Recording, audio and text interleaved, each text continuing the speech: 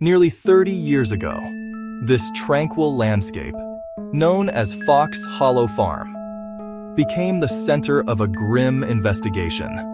It was the former home of Herb Baumeister, described as a suspected serial killer.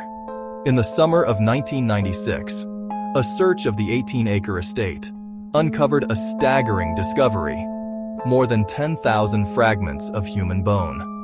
For decades, the fragments sat cataloged in evidence rooms. But recently, modern science unlocked a new mystery. New DNA analysis gave investigators an extraordinary piece of the puzzle, a breakthrough and a new, frustrating wall. They learned the identity of one victim's biological father, yet the victim himself remains a ghost. Which brings us to a single, haunting question. We know who his father was. So why, after nearly 30 years, do we still not know his name? Fox Hollow Farm is a name that carries a heavy weight in central Indiana. Today, the property is under new ownership and presents a peaceful facade, belying its history. But in 1996, it was a sprawling and meticulous crime scene. Investigators combed through the woods and along the creek beds, uncovering what was described as a vast, scattered, commingled burial ground. The sheer volume of evidence was overwhelming. More than 10,000 bones and bone fragments were recovered from the soil. The condition of these remains made identification incredibly difficult from the outset. Many were burned, many were crushed, and they were often mixed together, making it nearly impossible to sort them into individuals with the technology available at the time. The property was the home of Herb Baumeister, a local businessman and the prime suspect in disappearances of numerous men in the 1990s. But this story is not centered on him. The focus of the current effort is on the victims. The goal is to finally and respectfully identify the men whose lives were cut short. Picture a climate-controlled storage room, lined with tall, gray metal shelves. On these shelves sit rows upon rows of uniform cardboard boxes, each marked with a case number, a date, and a brief description of its contents. Inside these boxes, carefully nestled in protective material, lie the unanswered questions of Fox Hollow Farm. These are the thousands of human bone fragments that have remained unidentified for nearly 3 decades. For years, these boxes represented the final word in many of these cases: a dead end. The initial investigation cataloged what it could, but the commingling of remains and their degraded state made individualization a monumental, if not impossible, task. The case files from the 1990s tell a story of dedicated but limited forensic science. They contain hand-drawn maps of the recovery sites, typed inventories of bone fragments, and grainy photographs of the evidence as it was found. Investigators at the time did everything they could. They cross-referenced missing persons reports from across the Midwest, searching for any possible connection. But without a direct link, like a fingerprint or a clear dental record, identification was often out of reach. DNA testing existed, but it was a far cry from the powerful tool it is today. It required larger, better-preserved samples than what was often available from the farm. These boxes are not merely collections of evidence, they are repositories of lost identity. Each fragment, no matter how small, once belonged to a living, breathing person, with a history, with people who loved them, and with a future that was stolen. In recent years, a renewed push to resolve the remaining Fox Hollow cases began under the leadership of Hamilton County Coroner Jeff Jellison. His office, collaborating with federal authorities and specialized forensic laboratories, re-examined evidence using cutting-edge techniques unimaginable in 1996. The most significant of these new tools is forensic genetic genealogy.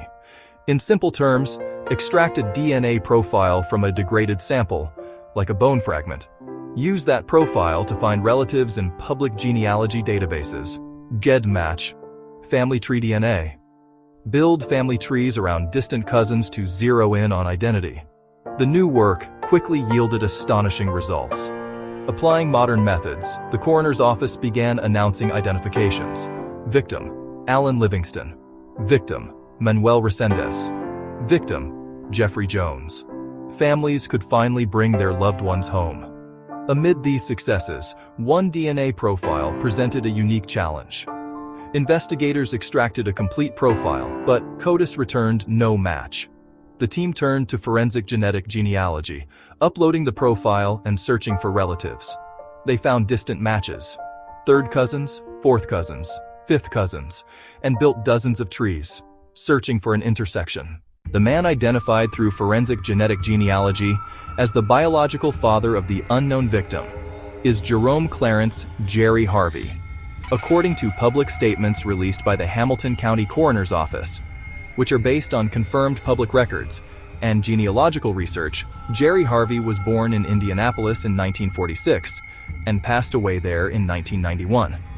He reportedly stood an imposing 6 feet 5 inches tall and worked in the construction trades for much of his life. His known history places him primarily in and around Indianapolis, though he is believed to have had connections to other parts of Indiana as well. It is also believed he may have attended an Indianapolis high school in the early 1960s.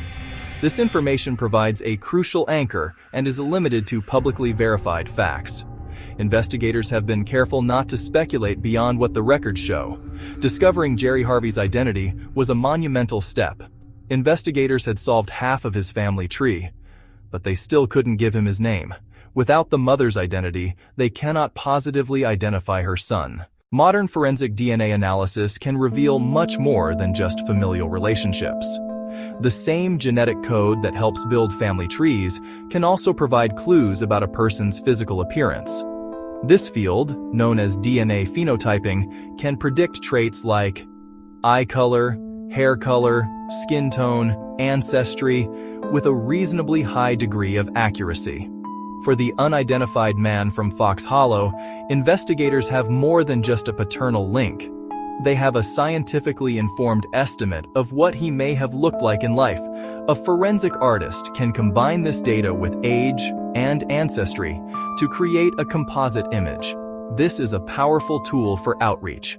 The face is built from probabilities: blue eyes versus brown, blonde hair versus black. It cannot capture the unique expressions loved ones remember, but it can jog a memory. It transforms an abstract case file into the image of a human being. A list of facts about a father is one thing. A picture of the young man who might be his son is another. With the scientific investigation at its current limit, the search has become a direct appeal to the public. The strategy is to cast a wide net, reaching out to anyone whose life may have intersected with Jerome Clarence, Jerry Harvey, or his family.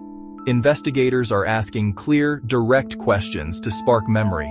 Someone, somewhere, knows something: a name, a story, a photograph. If you knew Jerry Harvey, who worked construction in Indianapolis, did he ever speak of having a son? Did you know any of his siblings, his nieces, or nephews? Perhaps you were a neighbor, or a coworker, or a friend from school in the 1960s. Investigators hope to find someone who remembers a young man associated with Jerry Harvey who vanished in the 80s or early 90s. He likely was in his late teens or 20s. It could be one phone call, one email, or one DNA upload that finally connects the dots and gives this young man his name back. The answer is out there, waiting in someone's memory. The case of Jerry Harvey's son is just one part of the much larger and still unfolding mystery of Fox Hollow Farm. Identifying the thousands of fragments is a vast, ongoing effort. Modern DNA has led to several identifications, but many remains are still awaiting analysis or have no viable profile. Officials avoid a definitive count because certainty is impossible with commingled remains. The number of individuals represented could grow as science advances. Each set of remains is a unique puzzle, some solved quickly, others opening new mysteries.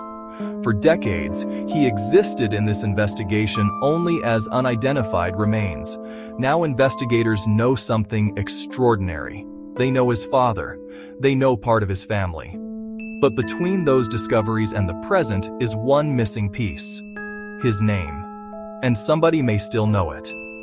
Do you recognize the Harvey family connection? If you have information about Jerome Clarence, Jerry Harvey, or a potential son, please contact the Hamilton County Coroner's Office at 317-776-8386. Because the mystery of Fox Hollow isn't finished when another suspect is named, it's finished when every victim gets their name back.